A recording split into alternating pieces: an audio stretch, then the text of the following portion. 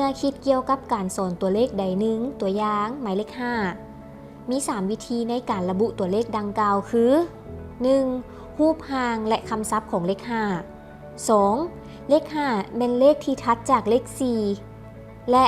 มีสิ่งของจักอย่างที่สามารถนับให้เป็นเลข5ได้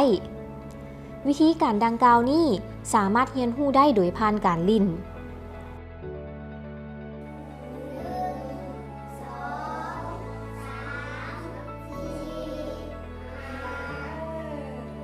ครูเขียนเลข5ใส่กระดานแล้วให้เด็กลองเขียนใส่พื้น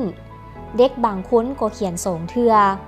การฝึกเขียนแบบนี้จะช่วยให้เด็กเชื่อมโยงกับการเรียนรู้ตัวเลขและทักษะกล้ามซีนมัดน้อย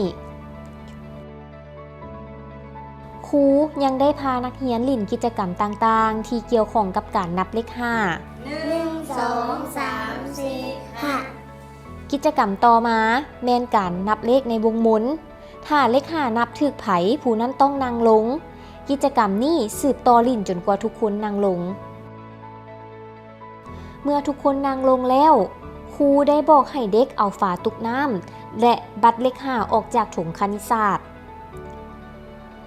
เด็กได้เอาฝาตุกน้ำวางใส่บัตรที่มี5จ้ำเห็นได้ว่าเด็กหมายเลข5ในวิธีที่แตกต่างกันเพื่อพัฒนาทักษะตัวเลขของเขาเจ้าเด็กน้อยมักเล่นเกมโดยเฉพาะแม่นเกมที่มีอยู่ในถุงคณิตศาสตร์ข้าพเจ้าพยายามให้เวลาและให้ข้าเจ้าได้ทดลองด้วยตนเองโดยการนำใช้อุปกรณ์ที่มีอยู่ในถุงคณิตศาสตร์บางครั้งมันก็ต้องใช้เวลาในการให้เด็กน้อยได้ผ่อนคลายและพร้อมที่จะเริ่มเรียนแบบม่วนซื่นและสร้างสรรค์เพื่อการเรียนรู้ของพวกเขาเจ้าเองครูมีหน้าที่ก้าเกี่ยมถุงคณิตศาสตร์สังเกตการณ์และสนับสนุนเด็กในเวลาที่พวกเขาเฮ็ดกิจกรรมเพื่อให้พวกเขามีความกระตือรือร้นและมีความม่วนซื่นกับคณิตศาสตร์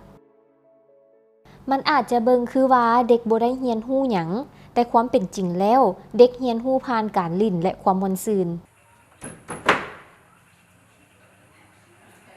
เพื่อสิ้นสุดวิดีโอนี้พวกเขาสุกยู่ให้ทานสะท้อนคืนเกี่ยวกับสิ่งที่ทานเห็นผ่านมาถามคำถามเหล่านี้กับตัวทานเองทานสามารถเอาความคิดใหม่ๆเพิ่มเข้าในการเฮ็ดกิจกรรมประจำวันที่ทานได้เฮ็ดกับเด็ก